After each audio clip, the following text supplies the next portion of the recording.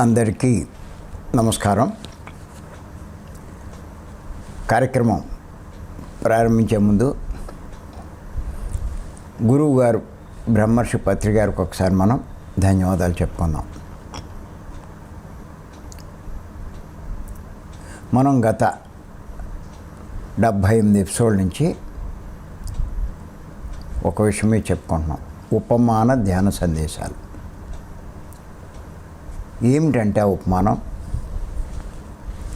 పాము కూరలు పీకితే ఎవరికీ హాని చేయలేదు, అలాగే మానవునిలోని చెడు తొలగిస్తే ఎవరికీ హాని చేయడు.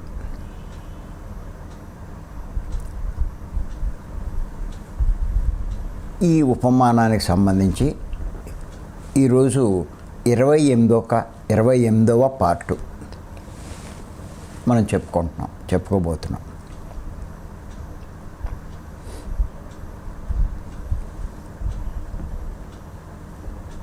ఈ 27 పార్ట్ల నుంచి మానవుల్లో ఉండేటువంటి ఎన్నో రకాల చెడులు చెప్పుకున్నాం. ఇంకేతంటే మానవుల్లో ఏ రకమైన చెడు ఉన్నా దుఃఖం పొందుతాడు, నష్టపోతాడు.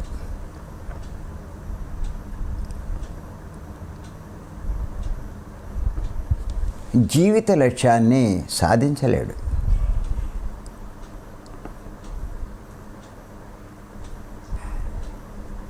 మరి అది సాధించాలి అంటే తనలో ఉన్న చెడంతా తొలగించుకోవాల్సిన అవసరం ఉంది.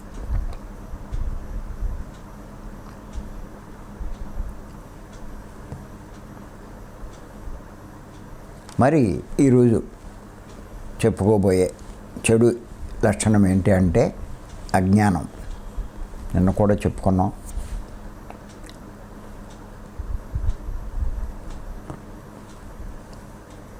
ఈ అజ్ఞానంలో ఉన్న వాళ్ళ యొక్క ప్రవర్తన ఎలా ఉంటుంది అన్నదే తెలుసుకుంటున్నాం.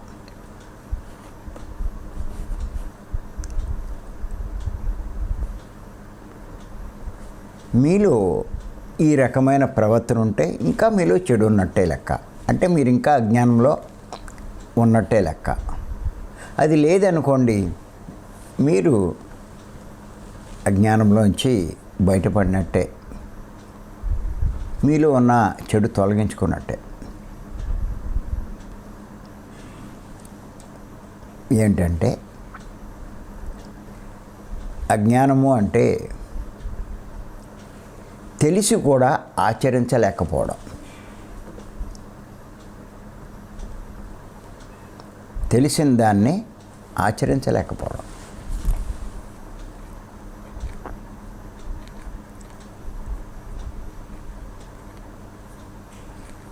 పోలే తెలియక కాదు, తెలిసి కూడా. చూడండి, భౌతిక సంపదలు శాశ్వతం కాదని తెలుసు. భౌతిక సంపదలు అంటే బిల్డింగులు, పొలాలు, బంగారాలు, ధన ఇవన్నీ కూడా. కానీ వాటి కోసమే జీవితం అంతా వృధా చేయడం, ఇది అజ్ఞానం. ఏమీ శాశ్వతం కాదని తెలుసు, వీటి కోసం జీవితం అంతా కష్టపడుతున్నారు, కృషి చేస్తున్నారు, అవన్నీ కూడా.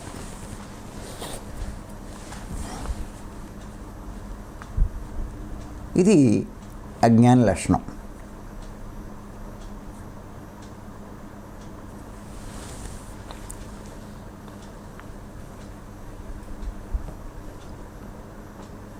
అడిగితే ఇవన్నీ ఉంటాయా అంటే ఉన్నవని చెప్తారు, కానీ వాటి కోసమే జీవిస్తూ ఉంటారు, వాటి కోసమే కృషి చేస్తూ ఉంటారు, వాటిని సంపాదించడానికే ప్రయత్నిస్తూ ఉంటారు.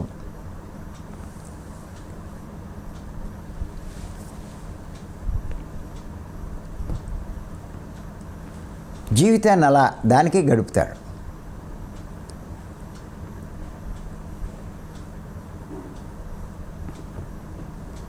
అంతేకాని తానెవరో తెలుసుకోరు, తానేం చేయాలో తెలుసుకోరు, తాను ఎక్కడి నుంచి వచ్చాడు, తన లక్ష్యం ఏంటి, తను సాధించవలసింది ఏంటి, వాటి మీద దృష్టి పెట్టరు. ఇది అజ్ఞానం.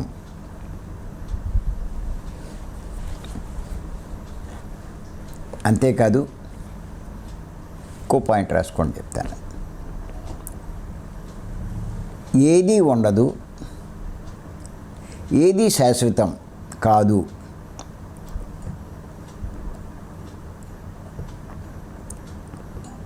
అని తెలిసినా కూడా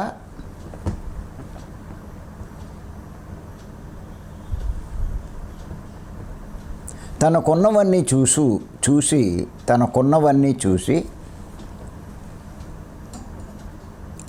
పొంగిపోతూ ఉండడం, మురిసిపోతూ ఉండడం.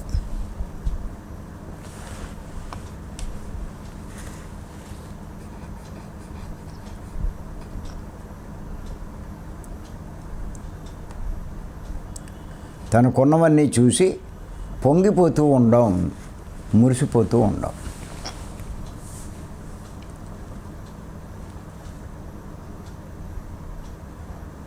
తాను కట్టుకున్న ఇల్లు, తాను చేసుకున్న డెకరేషను, తనకున్న డబ్బు, నగలు,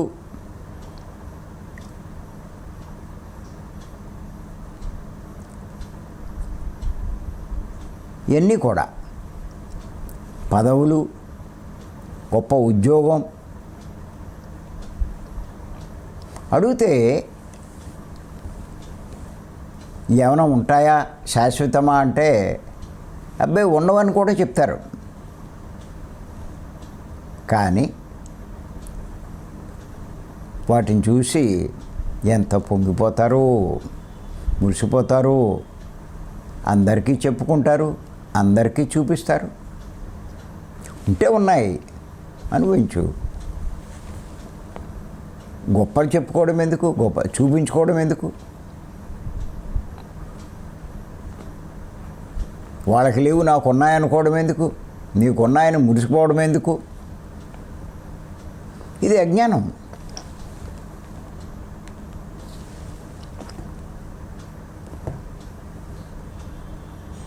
అంతేకాదు, ఇంకో పాయింట్ కూడా రాసుకొని చెప్తా.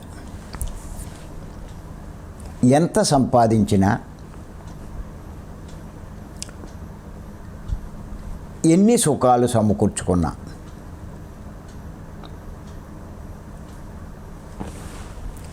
జీవితంలో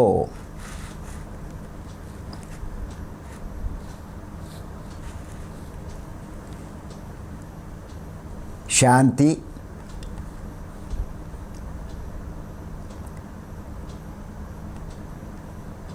ఆనందం,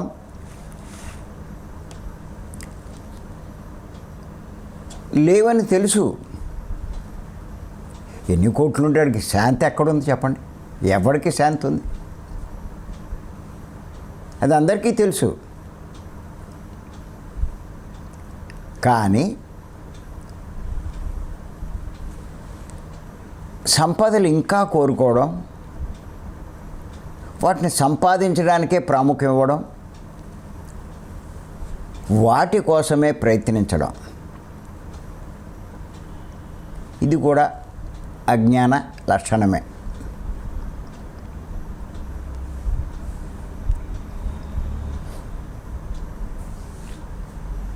ఎంతో జీవితాన్ని వృధా చేస్తారు వీళ్ళు అలా వాటి కోసం.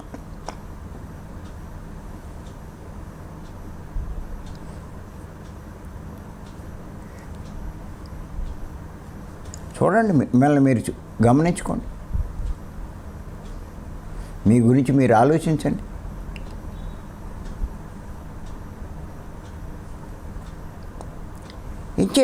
ఎంచేతంటే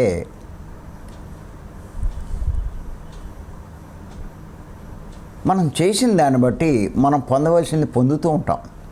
ఏ టైంలో ఏది పొందాలో అది పొందుతాం.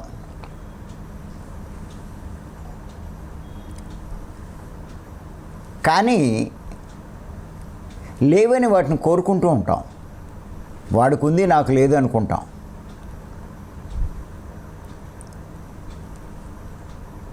కోరుకోవడమే కాదు, వాటిని సంపాదించుకోవాలని ప్రయత్నం చేస్తూ ఉంటాం. వాటి కోసం తప్పులు చేస్తాం, పాపాలు చేస్తాం. ఓ పక్క ఎన్నున్నా శాంతి ఉండదు, ఆనందం లేదు. అవి ఎన్నున్నా కూడా అయినే వాటి కోసమే ప్రయత్నించడం. ఇది అజ్ఞానం. జ్ఞానం పొందితే ఉండవలసింది ఉంటుంది, పోయేది పోతుంది.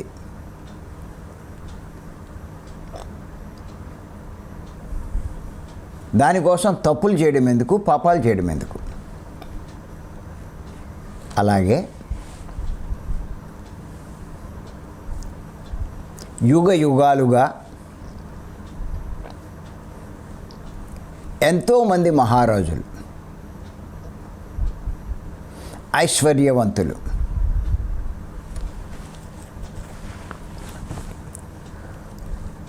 వారి రాజ్యాలు, వారి ఐశ్వర్యాలు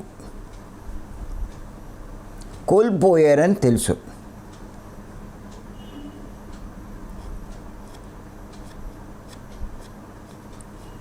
ప్రత్యక్షంగా చూస్తున్నాం.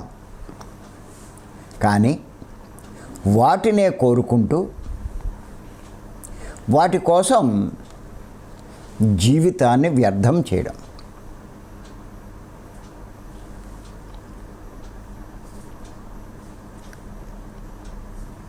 ఇది అజ్ఞానం.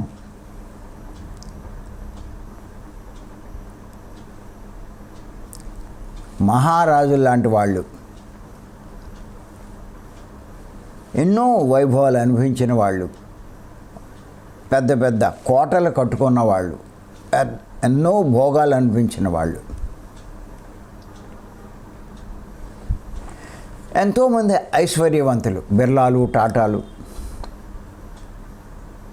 మీరు చూడండి, బిర్లాలు, టాటాలు వాళ్ళ పేరు తగ్గిపోయింది. ఇప్పుడు అంబానీలు వచ్చారు. కొన్నాళ్ళకి వీళ్ళు ఉండరు. ఎవరున్నారు, ఎవరి శాశ్వతంగా ఉన్నాయి. కానీ ఎన్ని చూస్తున్నా కూడా, ఇవేమీ శాశ్వతం కాదని తెలుసున్నా కూడా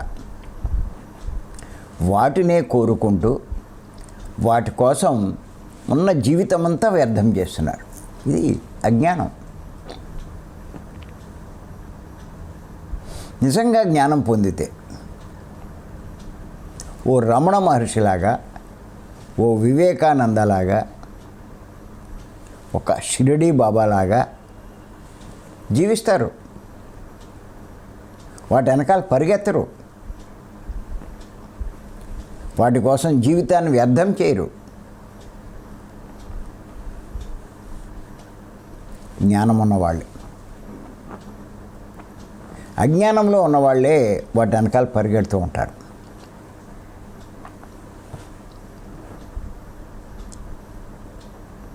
అయ్యో ఎన్ని గొప్ప అనుకుంటారు.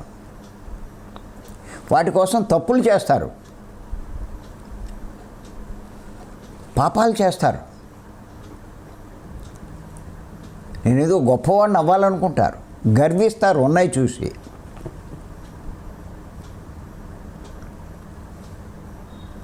ఇది అజ్ఞానం.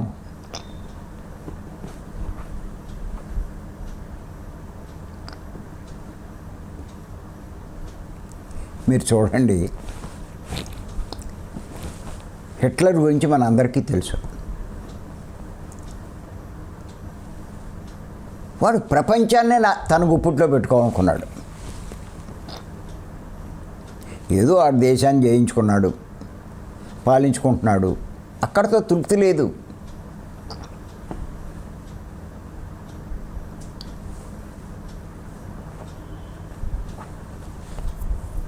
మొత్తం ప్రపంచమే తన గుప్పిట్లోకి రావాలనుకున్నాడు.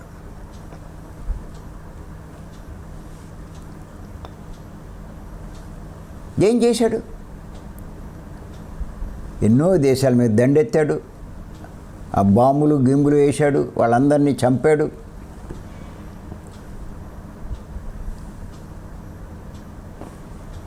చివరికి వాడే నాశనమయ్యాడు.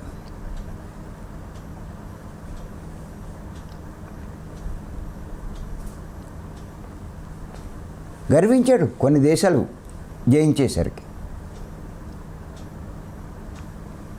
అలాగే ఇప్పుడు మనం చూస్తున్నాం ఈ రాజకీయాల్లో ఎంతోమంది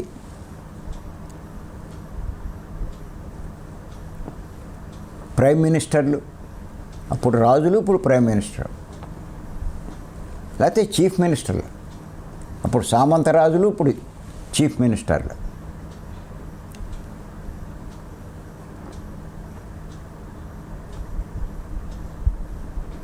ఎంత గర్విస్తూ ఉంటారో, అదేదో శాశ్వతం అనుకున్నట్టు, ఆ పవర్ ఏదో శాశ్వతం అనుకున్నట్టు గర్విస్తారు. చెయ్యకూడని అకృత్యాలు చేస్తారు, ఘోరాలు చేస్తారు ఆ గర్వంతో.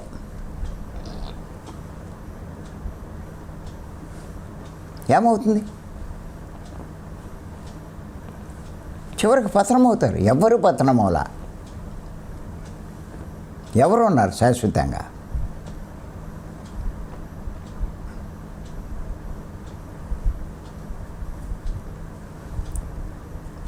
పత్రికారు చెప్తూ ఉంటారు, ఎన్నో వేల మంది లక్షల మంది చంపాడు హిట్లరు. ఆ ఫలితం అనుభవించాలంటే ఎన్ని జన్మలు నరకం అనుభవించాలాడు, ఆ పాప ఫలితం అనుభవించాలంటే. ఏదో ఒక కోరిక, ప్రపంచాన్ని జయించాలి.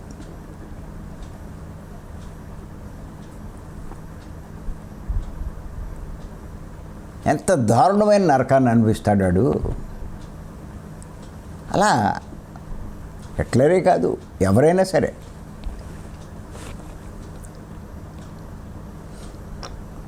ఇక్కడ మీరు ఒక విషయం గమనించండి. ఏంటంటే, ఓ పక్క నుంచి మనం ఏం చెప్పుకుంటున్నామంటే, అందరూ ఆత్మలే అంటాం, ఆత్మే భగవంతుడు అంటాం.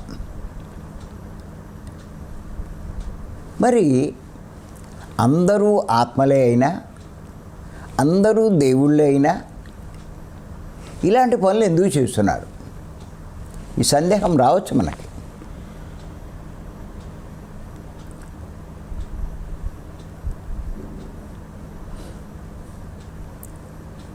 ఎందుకు ఆ తప్పులు చేస్తున్నారు?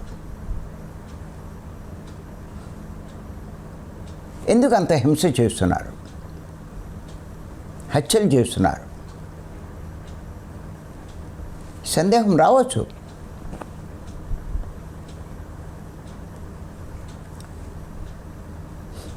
దానికి ఏం చెప్పుకోవాల్సి వస్తుందంటే, ఆత్మలైనా ఇలా తప్పులు చేస్తున్నారు అంటే నేర్చుకోని ఆత్మ.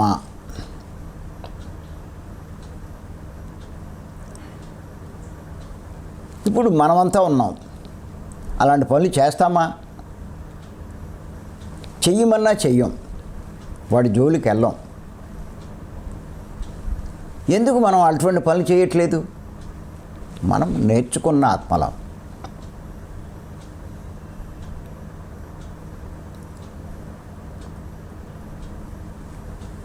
వాళ్ళు ఇంకా అనుభవాలు పొందని ఆత్మలు, అనుభవాలు పొందిన ఆత్మలం మనం.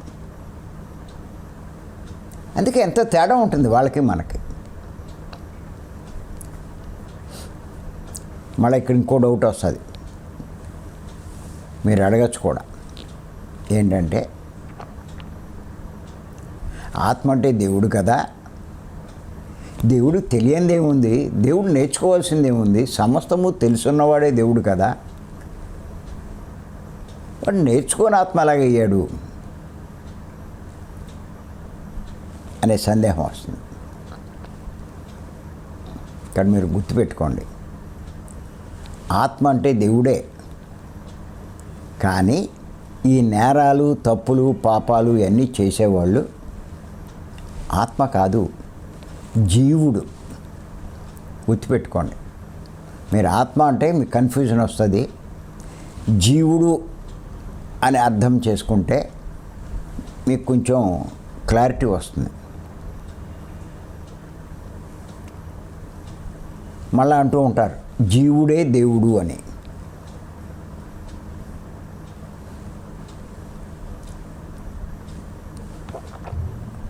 ఇక్కడ గుర్తెట్టుకోండి ఏంటంటే ఆత్మే. ఆత్మ అంటే దేవుడు జీవుడిగా మారాడు. ఎందుకు మారాడు అంటే 7 తొడుగులు తొడుక్కోవడం వల్ల మారాడు.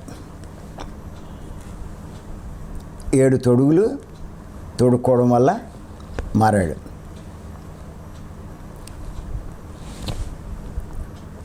ఈ 7 తొడుగుల్ని శంకరాచార్య వారు కోశాలు అన్నారు, కొంతమంది వాటిని శరీరాలు అన్నారు. తొడుగుల్ని శరీరాలు అన్నారు. 7 శరీరాలు. ఈ తొడుగులు ఉంటే జీవుడు అంటారు. ఈ తొడుగులు లేకపోతే దేవుడు అంటారు. గుర్తెట్టుకోండి, తొడుగులున్న దేవుడే జీవుడు. ఇది బాగా అర్థం చేసుకోవాలి. తొడుగులున్న దేవుడే జీవుడు.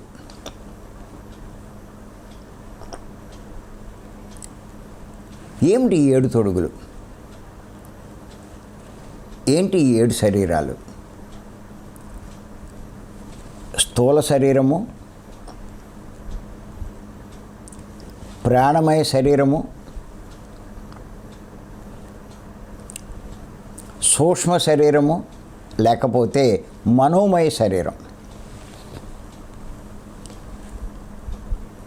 కారణ శరీరము,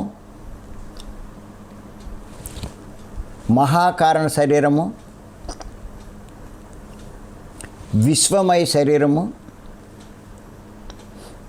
నిర్వాణమయ శరీరం. 7 తొడుగులు.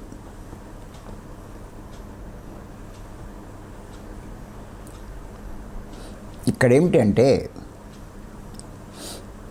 మొదటి శరీరాన్ని స్థూల శరీరం అంటారు. 2, 3 శరీరాల్ని సూక్ష్మ శరీరం అంటారు. ప్రాణమయ లేకపోతే మనోమయ.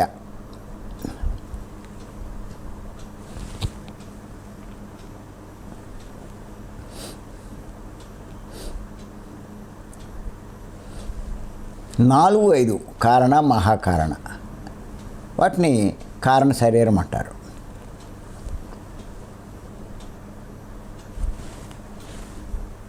తర్వాత రెండిటికి ఆకృతి ఉండదు,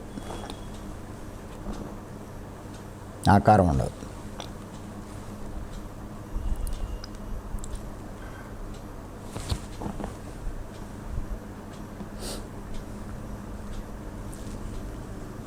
అంచేత ఆత్మే అయినా కూడా ఆత్మను ఆవరించున్నటువంటి ఈ శరీరాల వల్ల జీవుడయ్యాడు.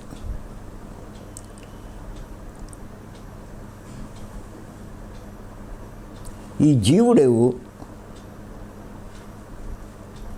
ఎన్నో జన్మలు తీసుకుంటూ, అంటే ఎన్నో శరీరాల్లో ప్రవేశిస్తూ ఎన్నో నేర్చుకుంటూ ఉంటాడు, అనుభవాలు పొందుతూ ఉంటాడు. ప్రారంభ జన్మల్లో తప్పులు పాపాలు చేస్తాడు. తర్వాత జన్మల్లో వాటి ఫలితాన్ని అనుభవిస్తూ ఉంటాడు. చివరి జన్మల్లో వచ్చేసరికి వాటిని సరి చేసుకుంటూ ఉంటాడు. పూర్తిగా సరి చేసుకున్నాక ఈ ఒక్కొక్క శరీరం వదిలేస్తూ చివరికి ఆత్మగా మిగులుతాడు, పరమాత్మగా విలసిల్లుతాడు.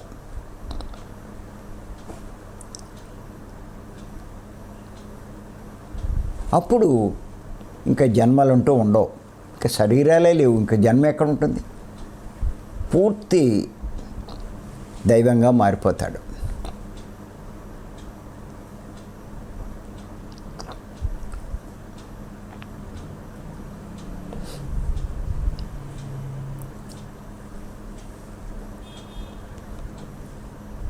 ఇక్కడ మీరు ఒకటి మటు గుర్తెట్టుకోండి, చనిపోతే శరీరం వదిలేశాం కదా అంటారు.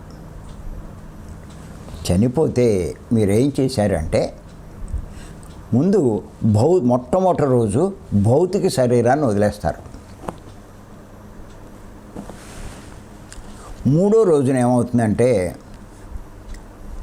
ప్రాణమయ శరీరం రాలిపోతుంది.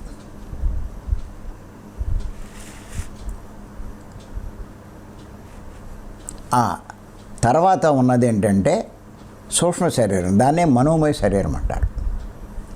దాంతో పైలోకాలకు వెళ్తారు. కింద పాపాలు చేస్తే భువర్లోకానికి చేరుకుంటారు, పుణ్యాలు చేస్తే సువర్లోకం చేరుకుంటారు.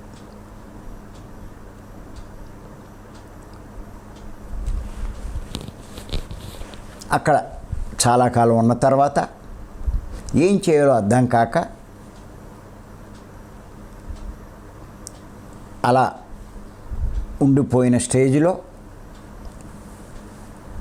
ఆ మనోమయ శరీరం అక్కడ రాలిపోతుంది. ఎప్పుడైతే ఈ 3 రాలిపోతాయో ఇంకా 4 ఉంటాయి. కారణ, మహాకారణ, విశ్వమయ, నిర్వాణమయ. ఈ 4 శరీరాలతో కారణలోకాలకు వెళ్తారు. అక్కడ మళ్ళా కౌన్సిలింగ్లు అయిన తర్వాత మళ్ళా తర్వాత జన్మని వాళ్ళు ఎంచుకుని భూమి మీదకి వస్తారు. వీళ్ళు భూమి మీదకి వచ్చినప్పుడు అయితే వదిలేశారో అవన్నీ మళ్ళా తొడుక్కుంటూ వస్తారు. సూక్ష్మ శరీరం, ప్రాణమయ శరీరం, భౌతిక శరీరం. ఇక్కడ ఏమవుతుందంటే ఇవన్నీ ఫ్రెష్గా మళ్ళీ తొడుక్కోవడం వల్ల గతమేమీ వీళ్ళకి గుర్తు ఉండదు. మళ్ళీ ఇదంతా కొత్త అనుకుంటారు.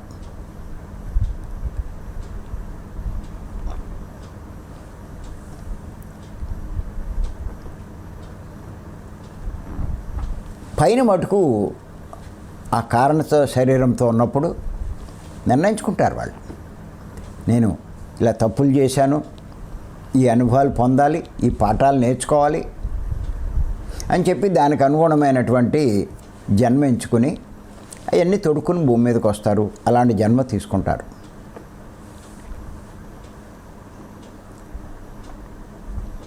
ఇక్కడేం తెలీదు.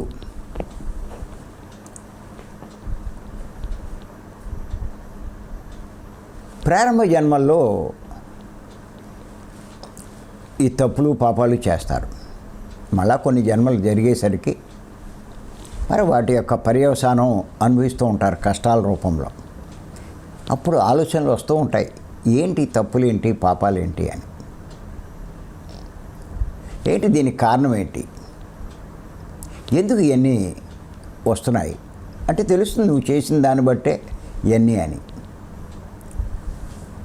అలా ఒక్కొక్క జన్మ గడిచే కొద్దీ వాటినన్నింటినీ సరి చేసుకునే ప్రయత్నం చేస్తూ ఉంటారు, తొలగించుకునే ప్రయత్నం చేస్తారు.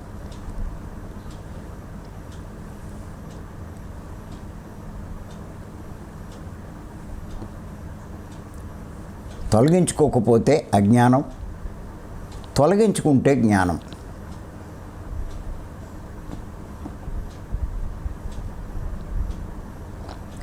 ఆ తప్పులు చేస్తూ ఉంటే అజ్ఞానం, తెలియకపోవడమే అజ్ఞానం.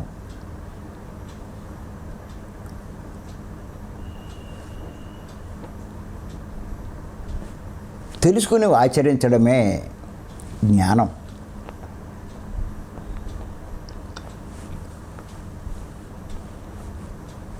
అంచేత ఈ తప్పులు పాపాలు చేసేది దేవుడు కాదు, ఆత్మ కాదు, ఆత్మకు సంబంధం లేదు, జీవుడే.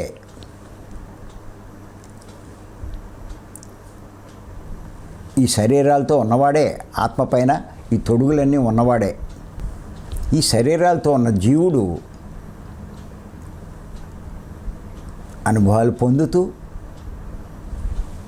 నేర్చుకుంటూ ఉంటాడు. దాన్నే జ్ఞానం అంటారు. అంచేతే గుర్తెట్టుకోండి, ఈ తప్పులు చేస్తున్నారు అంటే వాళ్ళు ఇంకా నేర్చుకోలేదు, చాలా అజ్ఞానంలో ఉన్నారు.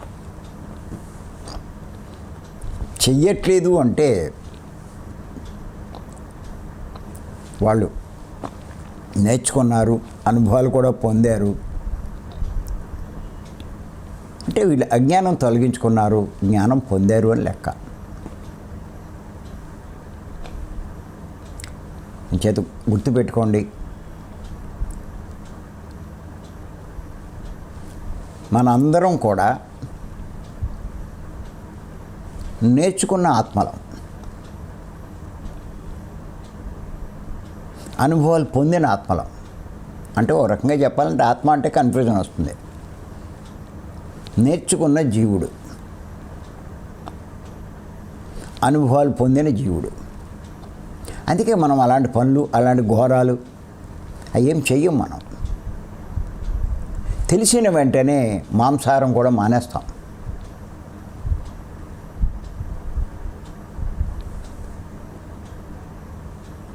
ఒక్కోటి సరి చేసుకునే ప్రయత్నం చేస్తాం.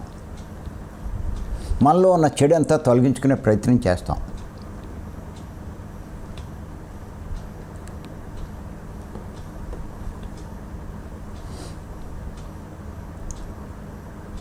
ఇంచుమించు నేను అందుకే చెప్తాను, నేను 350 జన్మలు మనం దాటితే తప్ప ఇలాంటి ప్రయత్నం చెయ్యం. మనల్ని మనం సరి చేసుకునే ప్రయత్నం చేయరు ఎవరైనా సరే. ఇప్పుడు చూడండి, మనల్ని మనం సరి చేసుకోవడానికి ఎంత కష్టపడుతున్నామో. ఉదయాన్నే లేచి ఎంత కష్టపడుతున్నాం. మన తప్పులు తెలుసుకుంటున్నాం, మన తప్పులు సరి చేసుకునే ప్రయత్నం చేస్తున్నాం. ఎదగడానికి మనం ప్రయత్నం చేస్తున్నాం, ఇంకా ఎదగాలి, ఇంకా ఎదగాలని చెప్పి.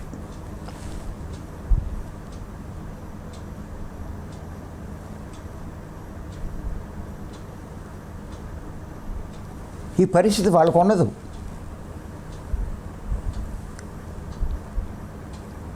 తేడా ఆత్మలో ఉండదండి, జీవుల్లోనే ఉంటుందండి.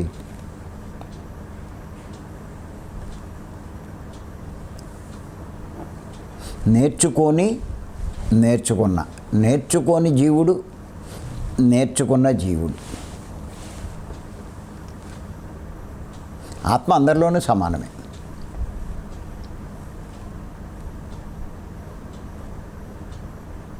చాలామంది అనుకుంటారు శరీరాన్ని వదిలేస్తే ఉన్నది ఆత్మే కదా, ఎలా తెలుస్తుంది తేడాలని. అంటే ఈ శరీరాలన్నీ ఉన్నాయన్న సంగతి చాలామందికి తెలీదు. ఈ 4 శరీరాలు జన్మ తీసుకున్న తర్వాత జన్మ లేని స్థితికి ఎదిగేదాకా ఈ 4 శరీరాలు ఒక్కటే ఉంటాయి.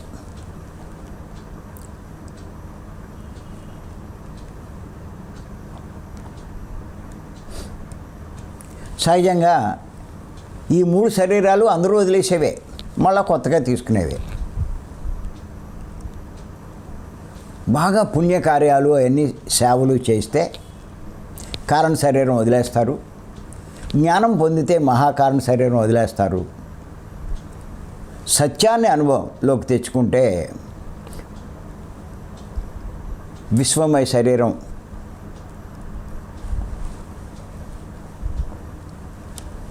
వదిలేస్తారు,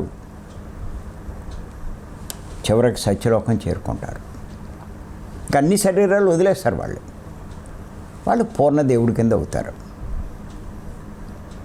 ఈ శరీరాల్లో ఏ శరీరం ఉన్నా వాడు జీవుడే. శరీరాలు అన్నీ వదిలేస్తే వాడే దేవుడు. ఇప్పుడు ఆ పనే చేస్తున్నాం మనం అంతా. ఒక్కో తప్పు సరి చేసుకుంటూ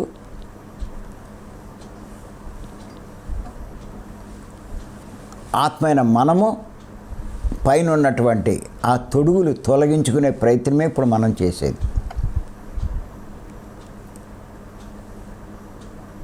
ఇవన్నీ కొంచెం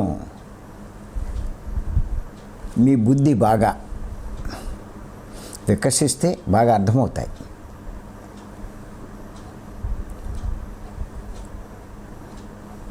మీ జ్ఞానం పెరుగుతూ ఉంటే ఇంకా బాగా అర్థమవుతాయి.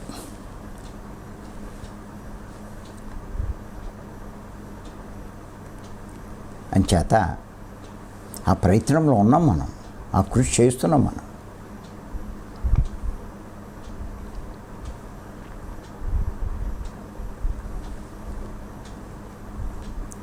అంచేత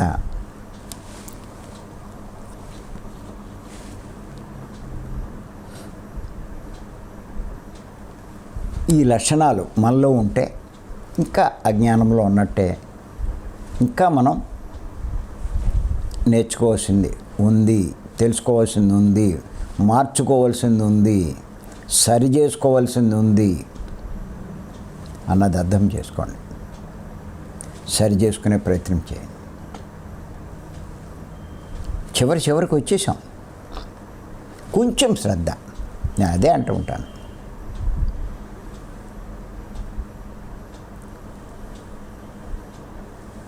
చివరికి వచ్చి అశ్రద్ధ ఎందుకు చేస్తారంటాను నేను.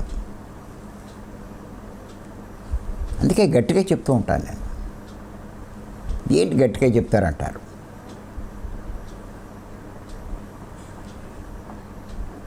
ఇంకా ఎన్ని జన్మలు తీసుకుంటావు నువ్వు? ఇప్పటికే ఎన్నో అయిపోయినాయి, ఇంకెందుకు నీకు? ఇంకా ఈ మమకారాలు ఏంటి? ఇంకా ఇవన్నీ ఏంటి?